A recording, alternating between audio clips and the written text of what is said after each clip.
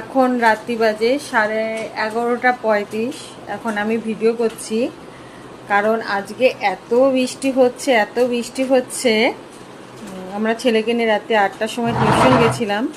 Tuition 9:30টায় শেষ হয়েছে।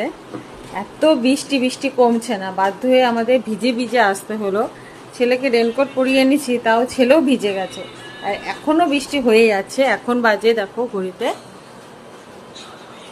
11:35। আজকে আসতেও দেরি হলো, এই জন্য আমাদের ডিনারটাও অনেক রাতে হলো। এখন হয়তো অনেকে ঘুমিয়েও পড়েছে, এখন আমরা জাগ না।